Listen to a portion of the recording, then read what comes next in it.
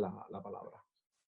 Agradecer la posibilidad de estar esta tarde junto con ustedes y lo que me gustaría es compartir algunos conceptos para posteriormente entre todos llegar a una reflexión colectiva sobre si referenciar derechos humanos es una acción antiderecho.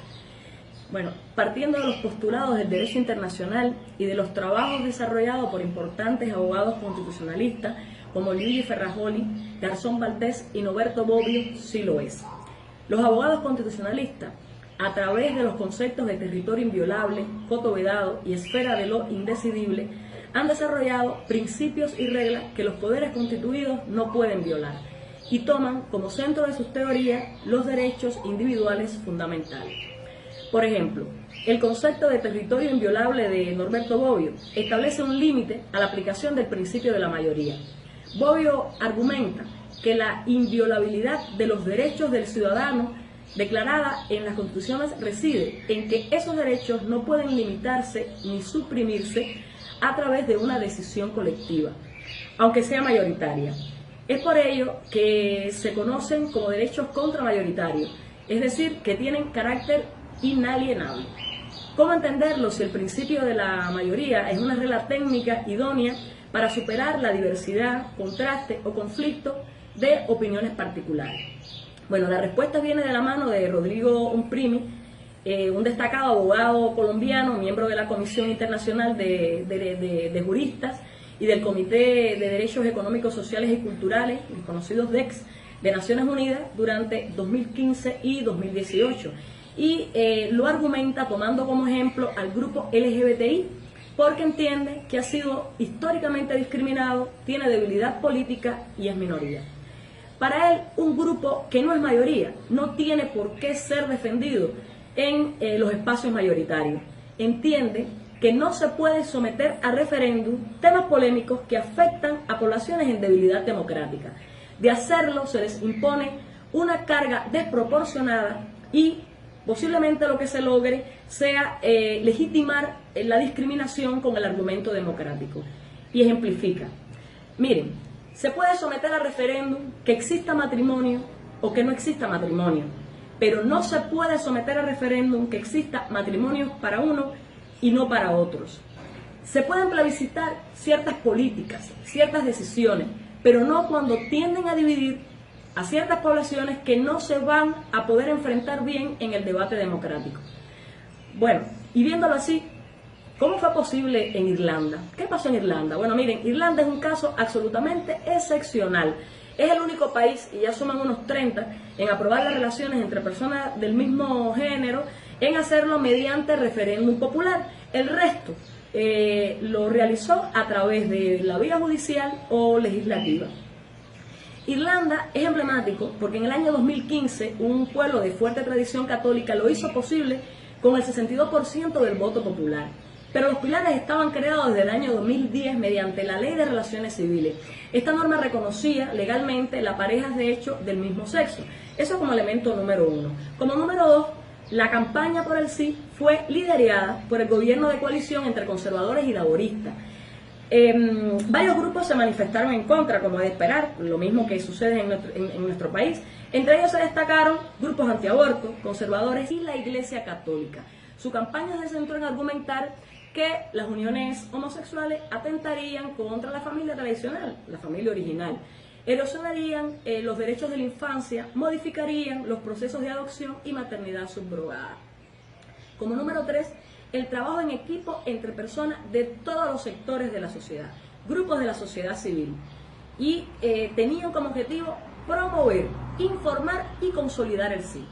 El 22 de mayo del 2015, el día del referéndum, podemos decir realmente que la mayoría de la sociedad irlandesa consideraba que todos los ciudadanos, independientemente del género, tenían derecho al matrimonio igualitario.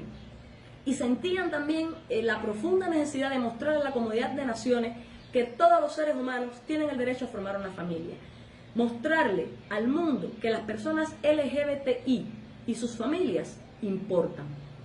Considero que el principio de igualdad y no discriminación es potencial para defender el derecho al matrimonio entre personas del mismo sexo enarbolarlo hoy en Cuba es suficiente para cuestionar el referéndum del proyecto del Código de las Familias establecido por la transitoria 11ª en la Constitución vigente en 2018 y que debe efectuarse en tan solo un año y unos meses.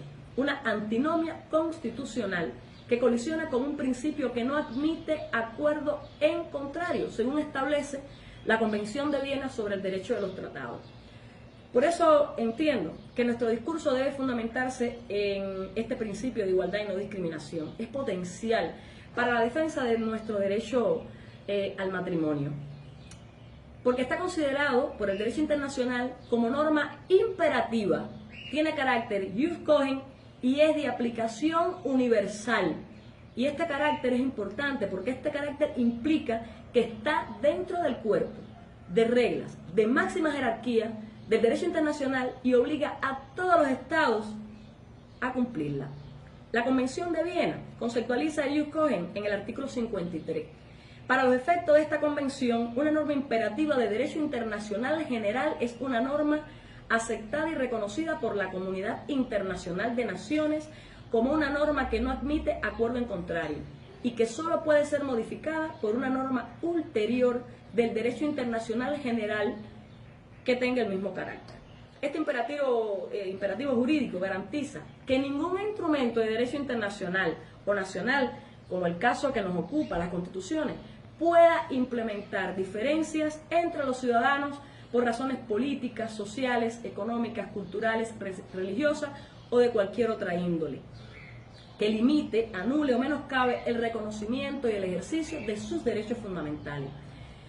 Por este rango supremo, el principio de igualdad y no discriminación está presente en todos los tratados internacionales de derechos humanos y Cuba es parte de los más importantes y esto le genera obligaciones. Por eso, que aparezca en la Constitución vigente no es gratis y está claramente establecido de manera precisa en el artículo 42. Todas las personas son iguales ante la ley, reciben la misma protección y trato de las autoridades y gozan de los mismos derechos, libertades y oportunidades, sin ninguna discriminación por razón de sexo, género, orientación sexual o identidad de género. La violación del principio de igualdad está proscrita y es sancionada por ley. A pesar de ello, se pretende someter al espacio mayoritario la aprobación de un derecho fundamental, contraponiéndose al artículo 42 y a otros derechos reconocidos constitucionalmente, como el libre desarrollo de la personalidad, el artículo 47, el derecho a la intimidad personal y familiar, el artículo 48, el derecho a fundar una familia diversa, el artículo 81, el desarrollo integral de la mujer, el ejercicio de sus derechos sexuales y reproductivos, la violencia de género, el artículo 43, entre otros. Bueno, ¿qué podemos hacer en Cuba para evitar el referéndum? Bueno, yo no tengo la respuesta. A lo mejor algunos de ustedes sí. Pero soy una convencida de que no podemos conformarnos con lo normado por la transitoria 11ª. Sin duda es complicado para todos, máxime para una parte importante de los ciudadanos LGBTI a los que por razones políticas se les discrimina, se les desacredita y se les anula. Pero desde nuestras luchas precarias podemos manifestar nuestra inconformidad.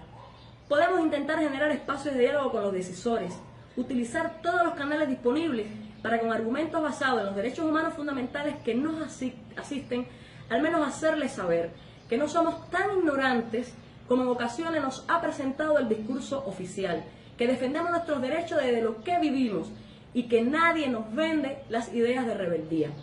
El referéndum no es sostenible desde ningún punto de vista, es inconstitucional porque invoca un trato diferenciado por la orientación sexual dentro del mismo cuerpo legal, donde reconoce la dignidad humana como valor supremo a respetar.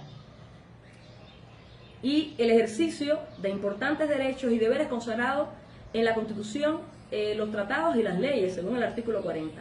El referéndum no es sostenible porque el Estado cubano reconoce y garantiza a la persona el goce y el ejercicio irrenunciable, imprescriptible, indivisible, universal e interdependiente de los derechos humanos. Por lo tanto, si me das un derecho, no me puedes limitar con otro. En correspondencia con los principios de progresividad, todo esto, de igualdad y no discriminación. Su respeto y garantía es de obligatorio cumplimiento para todos. Artículo 41. Es cierto que los estados no están obligados a legislar a favor del matrimonio entre personas del mismo sexo, por ninguno de los tratados internacionales de derechos humanos vigentes, pero la comunidad de naciones ha entendido cuál es la lógica, y es que estos fueron adoptados en un contexto sociocultural heterosexual, y que los derechos de las personas no heteronormativas no estaban presentes en el debate. No obstante, el Pacto Internacional de Derechos Civiles y Políticos, en su artículo 23.2, Cuba es parte porque lo firmó, aunque no lo ha ratificado, pero ese hecho está manifestando el Estado su voluntad de hacerlo en un futuro. Este artículo 23.2 reconoce el derecho del hombre y de la mujer a contraer matrimonio y a fundar una familia si tienen edad para ello. Lo que no dice es que el matrimonio debe celebrarse entre un hombre y una mujer. Solo expresan que los hombres y las mujeres tienen derecho a contraer matrimonio y a fundar una familia. No obstante, todos los instrumentos internacionales de derechos humanos incluyen la cláusula de igualdad y no discriminación, aunque no se refieran explícitamente a la orientación sexual y a la identidad de género.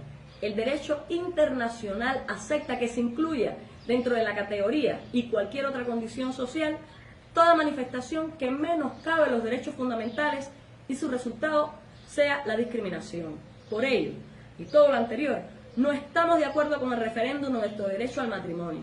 No admitiremos ninguna figura que no sea matrimonio para todos, cualquier otro modelo, aunque otorgue los mismos derechos, si se crea especialmente para regular la relación entre personas del mismo género, tiene implícita la discriminación. Buenas tardes y muchas gracias.